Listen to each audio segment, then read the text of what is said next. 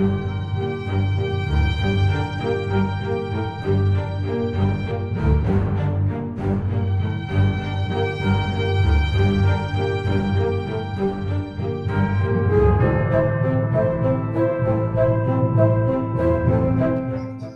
evening, guys, and welcome to another BTWN vidcast. I'll offer you an apology now if you were one of the 10 people who just watched a very, very small live stream of us setting up. That was probably, I'll class it a noob edit, proper noob edit. I can't believe I've done it. But nevertheless, 10 views and 1 like. So thanks to the 1 like, thanks to the 10 views. I'm sorry that you just had to listen to us trying to say, is your microphone working? Is my microphone working? Is this working? Is that working? Oh my God, my dear God! And I apologize about the face I was making too. You know, I was just having issues with my. Don't know. I was having issues. To be honest with you, you've had that face for a long time. There's no point in worrying about it now, dude. Yeah, good point. Good point. It is what it is. You're stuck with it. Right, God. So, how's your week been so far, Kit? It's pretty low key actually, man. It's just trying to get stuff ready for the show, trying to get organized, spitting blood. No, I'm not a vampire. I just woke up one morning spitting blood. It wasn't like my lungs were like attacked. I just spit and all of a sudden blood came out. But it's fine now, so I'm not worried about it. Yeah, so, I mean, it might have something to do with that little poem spell thing last week. Definitely. It's your fault. It's your fault. You put the spell on me, dude. I didn't. I was a random. Yeah. I was random. Does that hurt? Yeah. Next time, just drive a stake through my heart, okay? I mean, just make it at least take me out quick. You know what I'm saying? It's actually a fantastic idea, to be fair. How was your week, dude? How's your week been going? You've had off all week. What have you done? Oh God, it's been a relatively quiet week. I've been spending more time getting flight footage, just like B-roll flight footage of local areas in Liverpool. I flew over a few of the big buildings, took a few photos. Just not an amazing, just having a relaxed one. But no, it's been pretty standard for me, which is kind of good. Rare, kind of good. I can live with that. Hey, nothing wrong with that. Definitely. Nothing wrong with that in the least bit, man. Well, however, let's kick it off. Let's dig into this week's topic. Dig. You're messing. No. On the subject of digging. See, that's how you segue. Right, on the subject of digging, it was always done at night and often while drunk. It was to keep out the cold and perhaps to dull out the horror of the work. With only a few lamps for light, and men would quickly seek out recent graves, and there was much money to be made in the 1700s and 1800s from the sale of fresh corpses. As anatomy increased in importance to European medical practice, the demand for cadavers increased dramatically, and trade was at its most brisk in winter months when medical schools were in session and corpses were better preserved by the cold. Robbing a grave could take less than an hour using a wooden spade, which made less noise. The earth was moved from the top end of the coffin using a crowbar. The coffin lid was forced open, the body was dragged out, stripped naked, and the soil was returned to the grave. And the shroud which the corpse had been buried in would also be returned to the grave, because it was popular belief that the body could not be owned and therefore cannot be stolen. Meaning that if the shroud was left behind and only the body was taken, the shroud was not stolen, and the body was taken, there was no crime committed. But that was utterly not true. It was totally different than that. Before the Anatomy Act of 1832, the only legal supply of corpses for anatomical purposes in the UK were those who were condemned to death and dissection by the courts, and those who were sentenced to dissection by the courts were often guilty of comparatively harsher crimes, and such sentences did not provide enough subjects for medical schools and private anatomical schools, which did not require a license before 1832. So during the 18th century, hundreds had been executed for trivial crimes. But by the 19th century, only 55 people were sentenced to capital punishment each year. With the expansion of medical schools, as many as 500 cadavers were needed on average per year. So interfering with a grave is a misdemeanor by common law, not a felony, and therefore only punishable with a fine or an imprisonment rather than a transportation or execution. And the trade was sufficiently lucrative business to run the risk of detection, particularly as the authorities tended to ignore what they considered a necessary evil, it was overlooked, weirdly enough. Body snatching became so prevalent that it was not unusual for relatives and friends of someone who had just died to watch over the body until burial, and then to keep watch over the grave after the burial to stop it being violated. Iron coffins were frequently used, or the graves were protected by a framework of iron bars called mortar safes. Well-preserved examples of this, which still stand, are in Greyfriars Churchyard in Edinburgh, which I want to go to soon. And the visitors to older Edinburgh graveyards must have noticed the strange resemblance to zoos and zoological gardens, with rows of iron cages that suggest rather dens of wild animals than the quiet resting place of the dead. Mort houses such as the circular Mort House in Aberdeenshire was also used to store bodies. So what they used to do is put the bodies into these special houses and allow them to decompose to a point where nobody would want to take them to get them sold on for dissection. And a magazine called The Lancet reported another method of a manhole-sized square of turf being removed 15 to 20 feet away from the head of the grave, and then a tuggle was dug to intercept the coffin, which would be about 4 foot down. And at the end, the coffin would be pulled off, the corpse would be pulled through the tunnel, and the turf was then replaced, and any relative watching the graves would not notice the small remote disturbance. The article suggests that a number of empty coffins had been discovered, proves beyond a doubt that at this time it was very frequent to body snatch. During 1827 and 1828, two of the people we've talked about on the show in the past, being Burke and Hare, they brought a new dimension to the trade of selling them to the doctors by murdering rather than grave robbing, to supply the victims of supplying their victims fresh corpses for medical dissection. And their activities and those of the London Burkers who imitated them resulted in a passage of Anatomy Act in 1832, which allowed unclaimed bodies and those that were donated by relatives to be used for the study of anatomy, and required the licensing of anatomy teachers, which essentially ended the body snatching trade. The use of bodies for scientific research in the UK is now governed by the Human Tissue Authority. And the one thing which I found really interesting about it, Kurt, we were talking about this, and we were calling them grave robbers all the way through. Now, the names that showed up for them was body snatchers, which is expected, resurrectionists, resurrection men, and sack 'em up men. That's what we have over in the States too, that resurrectionists, especially it was the basically the what's it called, the magazines or the newspapers would call them resurrectionists, and grave robbers too at the same time in the States. So well, I tried to look into something throughout the past couple of days. You see, fair enough, okay, bodies were taken. I'm not surprised. It makes sense that you're going to need bodies if there's a supply, or a demand for it. There's going to be a supply for it.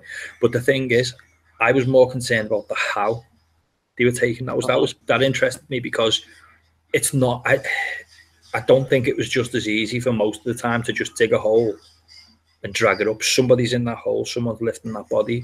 I did hear one report, and I've been trying to find it now for the past couple of days, of somebody who actually used to put hooks into the feet or chest of the body and drag it up. I've heard similar. The thing with that is, though, how can you send that to an anatomy class? Or how can you send that to a medical institute and it's got a big massive hole in it? But I don't know. It's a thought. So yeah, that's what I caught from this side. However, more locally, we've got this. Number 8 Hope Street, students' accommodation now. However, in 1826, it was the scene of a very strange find. A gentleman named John Henderson rented the cellars of number 8 Hope Street for the storage of fish oils, apparently. Shortly after settling into the property, he sent 3 barrels to the docks in Liverpool, ready to be loaded onto the Latona for shipment to Leith, which is Edinburgh's port. The following day on board the Latona, the crew noticed a strange stench.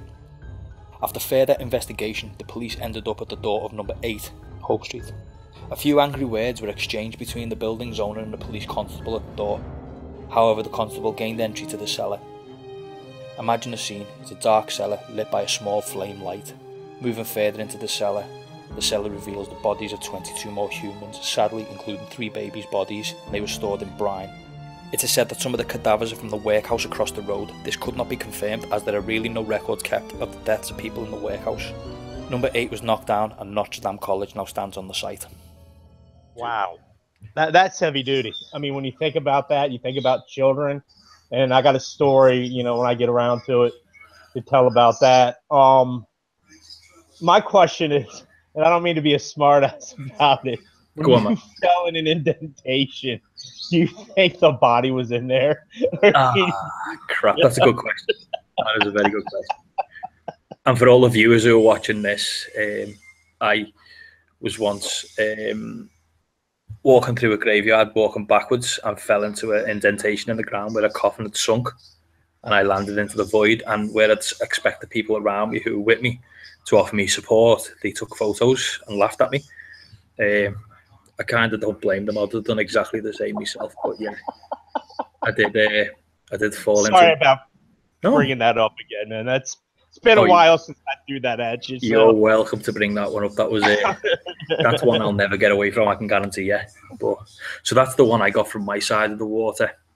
Your turn. All right, my side, I focused on Washington D.C.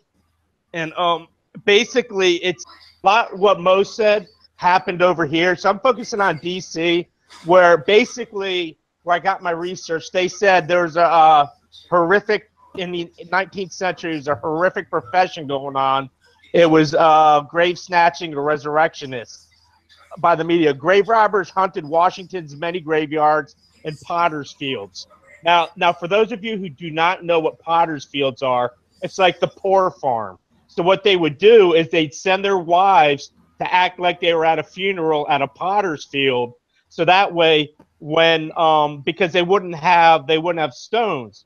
So basically, in a potter's field, the lady would tell her husband basically where to dig up the grave, and they take it to the medical school and try to sell it for X amount of money. And in DC though, for $40 you could sell it if the body's in bad shape, and $100 if the body was in great shape. So I mean, it was definitely bizarre. And how they would dig it out. Mo said in his side they put something in like a metal thing and just pull the body. Well, in DC they bore a hole into it, tie a noose around the neck, and slowly pull it out. They'd have all the dirt on a tarp, throw the tarp back in, so it looks like it's a fresh grave. Basically, cool. And if they had any morals, and I don't know if these people had morals or not. I highly doubt that.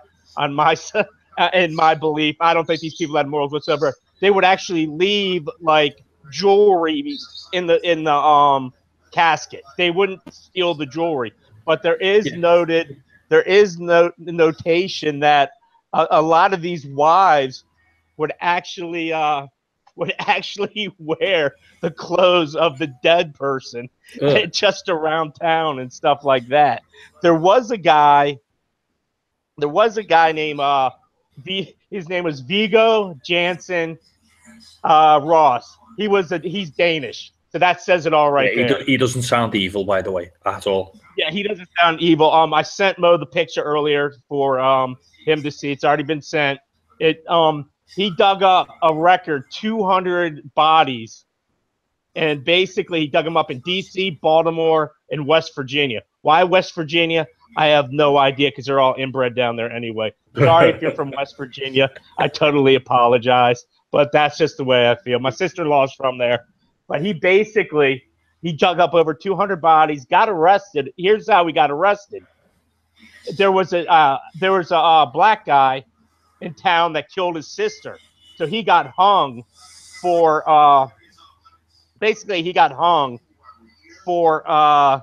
for the murder of his sister. And so then Viggo Ross dug up the body, and nobody wanted the body. It was like a whole race issue thing. Nobody wanted to dig up. Nobody wanted to dissect an African American at that time. So what happened? He went to this one hospital in Maryland, and they reported him. Yeah. Boom, busted. But it's interesting to know that this guy had it. Also, we had a recent event. It happened in the 1986, October 23rd. They had a 120-year-old cemetery. Five teenagers desecrated a cemetery by knocking over 60 stones, turning the crosses upside down, so-called Satanists. Yeah. And then they dug up the body of a 6-week-old girl that was dead in a trailer fire. They dug her up, and then about a few days later, somebody saw the skeleton lying on the side of the road, probably about 15 minutes from my house, called the cops, and then they got these guys pretty quick. I don't know how much time they did. I'm not saying names. I'm not naming anybody. I'm not doing that. But what they did to me is just horrific. It's horrific, dude. I mean, you know, It's sad. It really is. Oh, it's very sad. My grandfather was a grave digger, not a grave robber, so I think. My great-grandfather, my apologies. Yo. I kind of want to know. I'm sorry. I kind of want to know, but I don't. I doubt it. You know, he was a strict Catholic, so I basically right there. So. No, it's fair enough, that, dude. I mean, the one thing that caught me with regards to the body snatching side of things is over there, what was said with regards to your side and the reason they'd leave the jewellery, I think that would fall under the same reason that they would leave the robes and anything they did find in the graves over here, is because bodies can't be owned. If a body can't be owned, it can't be stolen. However, the stuff that the body's got on it, so the clothes and the jewellery and everything else, that can be owned. So if it can be owned, it can't be stolen. It's a crime. Yeah, they stole it. Right, I've been in many a cemetery at night, total darkness, okay? And in where I'm from, in Liverpool, and over the other side, where I've been to another cemetery over the other side of Liverpool, that's quite dark, that's more out in the countryside. Regardless to where it is, total darkness in Liverpool does not exist. Total darkness doesn't. You've got street lights everywhere. You could still see the other side of a cemetery. You can still see the floor. It's that much. There's that much light pollution in cities. Okay. Back in the early 1800s, 1820, so 1826, when it was happening over here, there was little to no light because it was all either candle light or lantern light. Okay. So if it was all candlelight and you're in a cemetery in total darkness and you've got a light on trying to work out, or like a candle lantern or gas lantern trying to work out where you want to where you're going to put the spade, where you're going to dig, you are going to be an absolute lit up beacon in the middle of the cemetery. I can imagine that to be a massive, massive risk. I would not like to have been in that. I would not like to be in a body snatcher situation, but feeling that exposed, doing something like that, that must have been a bit of a daunting thing to do. Yeah, and they did it actually in D.C. They basically did it in small crews. Like they'd have one person on lookout for the cops or the security for the cemetery, and then they had a couple guys doing the actual act of digging up the body. But it's always the chance you took. To make $40, to make $100. But I mean, the whole weird thing about it was setting a lady up at a pauper's field, it just kind of setting things up to say, this is where the guy's buried, or the lady's buried, or the child's buried, and then these guys come around and are ghouls and just go for it. I mean, you see, it's crazy. The thing for Britain is, I don't give anybody who done that, I don't give them that amount of credit. You must have. You'd have to be either in a very desperate financial situation or an absolute gobshite to do something like that. I'm going to take the latter. I'm going to say that they're just absolute idiots. There's no desecration of a grave is still desecration of a grave. Back when religion was a little bit more important back then, and removing a body to be cut to bits. Exhuming a body, that's frowned upon by the Catholic Church. Britain's predominantly Catholic, effectively. Don't get me wrong, there's still Protestants everywhere, but they fall under the same belief. You don't desecrate a grave; it's bad.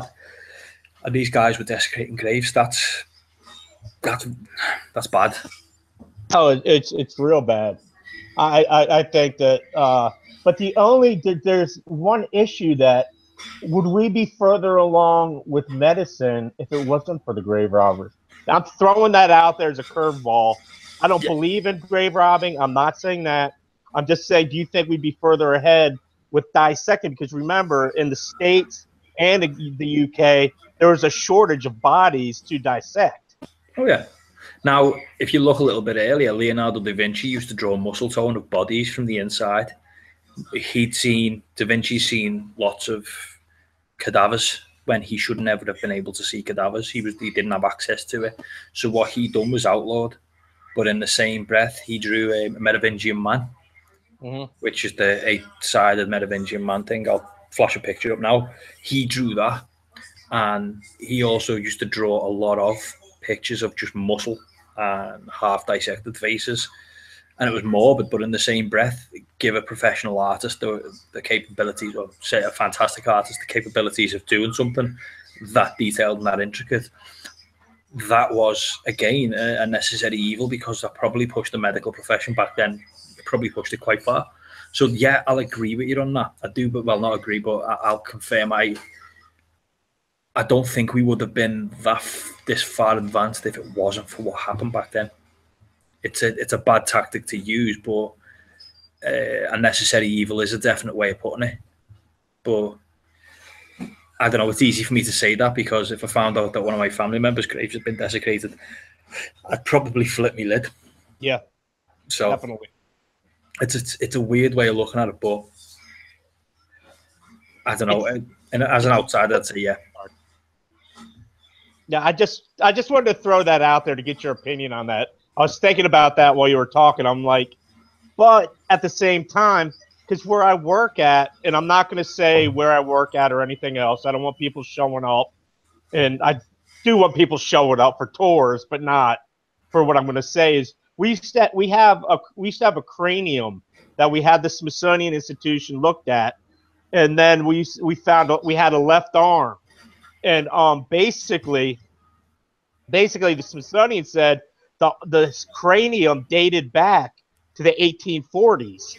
And so I'm thinking to myself, hold on a second. I wonder if this was kind of a grave robber, because it was used as the cranium was used as a teaching tool. So I was thinking, wow, I wonder where they got that, because I know they were buying a lot out of India, but we had another skeleton at one point that was a full skeleton, smaller cranium, smaller jaw, and we could tell where it was Southeast Asia. You could tell where it was from.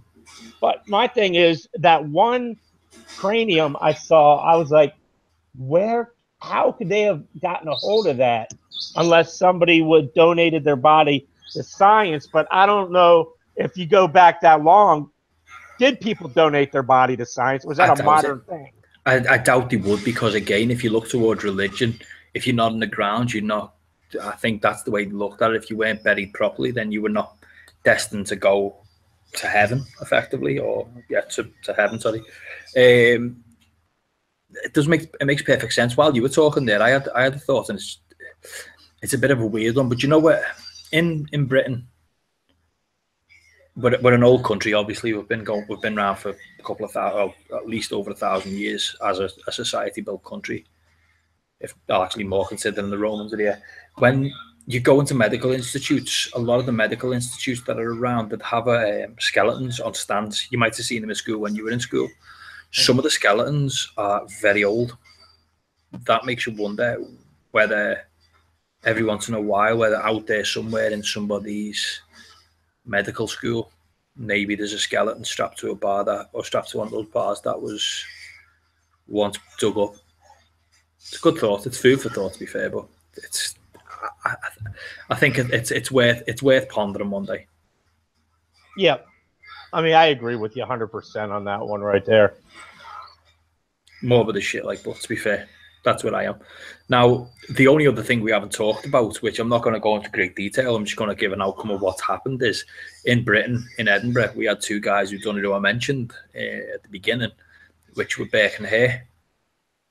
Those crazy two little swines, once they were done, they were caught, convicted, and sentenced to death. What happened after that, Kurt? See if you remember this one. Do you remember? No. Okay. Their skin was used to line a medical book. Oh. That medical book's on display. If I can get a photograph of it, I'll post it up. But yeah, one of the I don't know which one it was, but their skin was used to bind the book, which was given to a medical institute.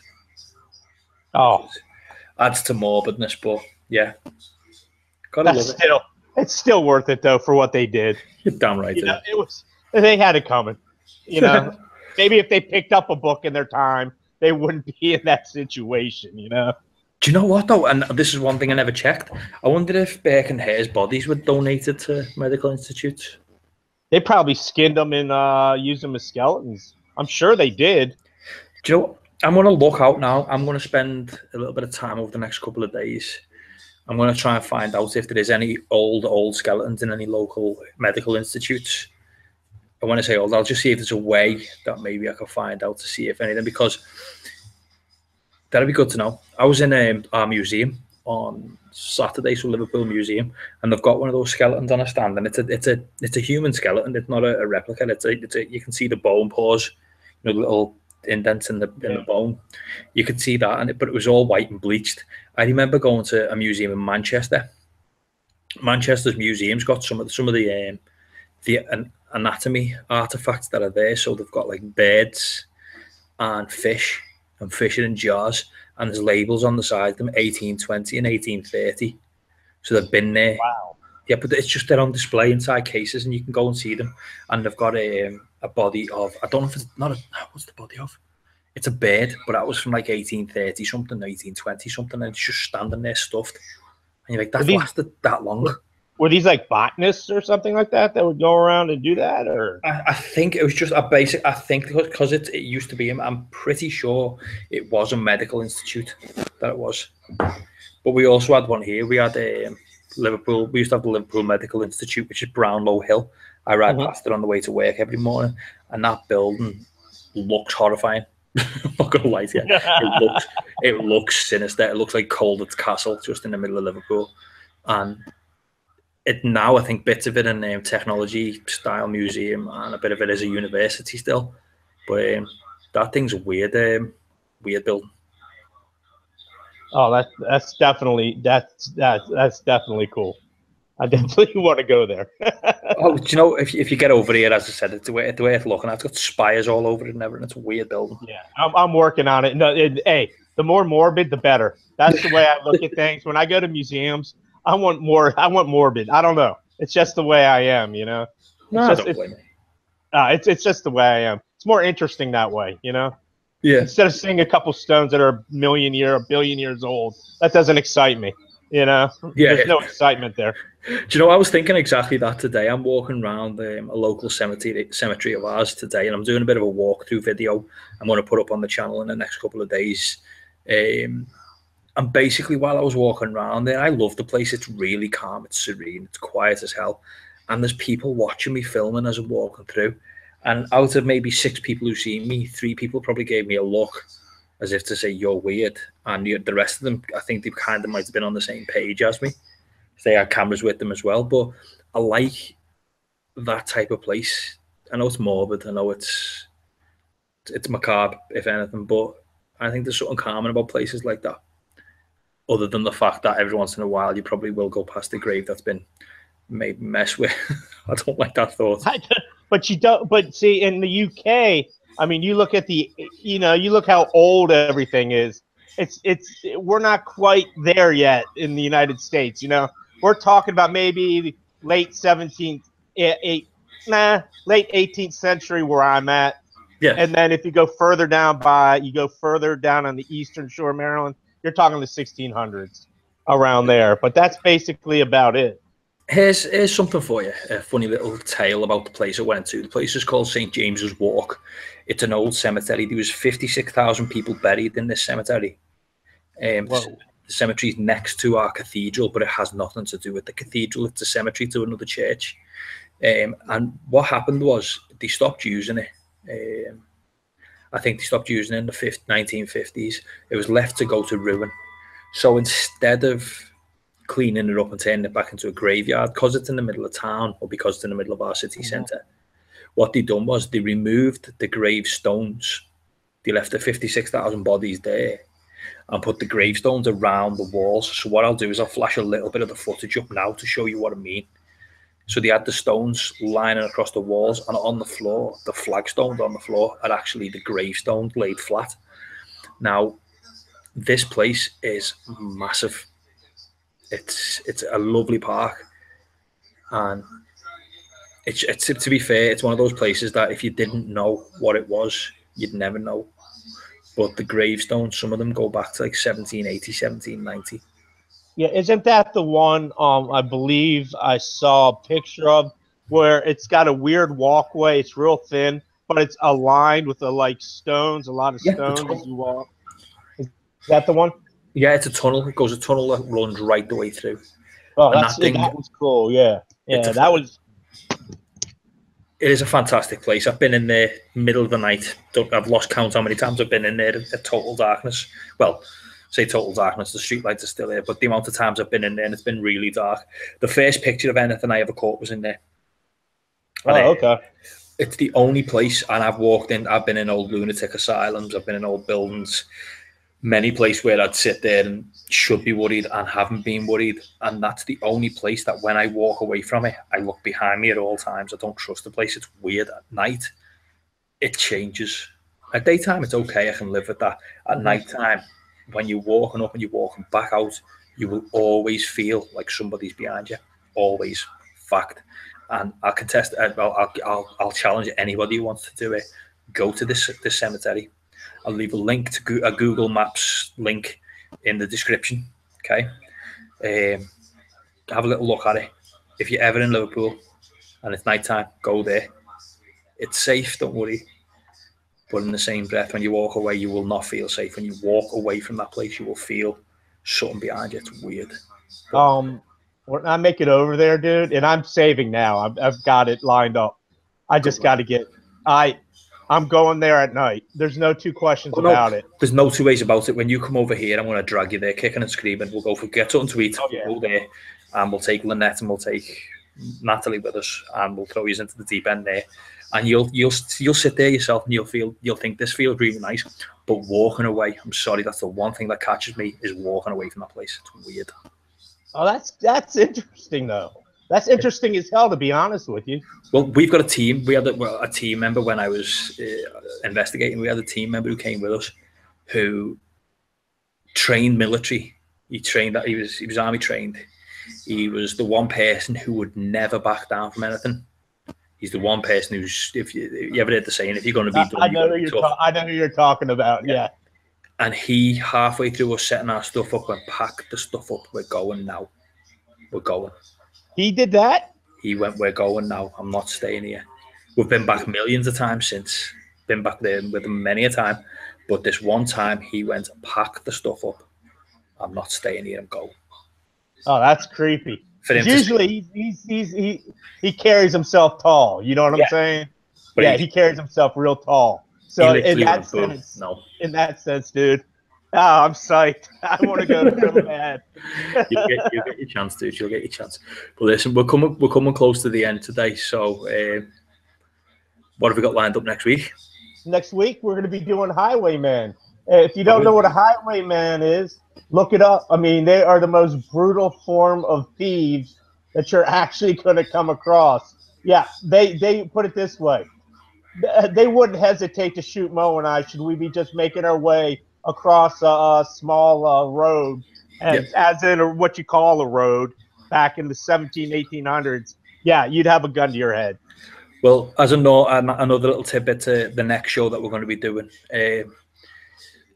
I accidentally stumbled across a grave of a highwayman by utter chance about 2 years ago. And I think I've got the footage of when I found it. Believe me, it's embarrassing. It's me going, oh, look, this is it. But nevertheless, I'll make sure I include that footage and I'll let you all see that. This Sunday, 10th of September, the show's going to be live. So make sure you tune in for that, guys. It will be at 10 o'clock UK. So 10 o'clock UK is 5 p.m. United East Coast. 5 p.m. East Coast, which is that side of the planet, I think. So nevertheless, guys, I appreciate you coming. Consider subscribing, consider liking it. Thank you very much. Have a good evening, guys. Bye.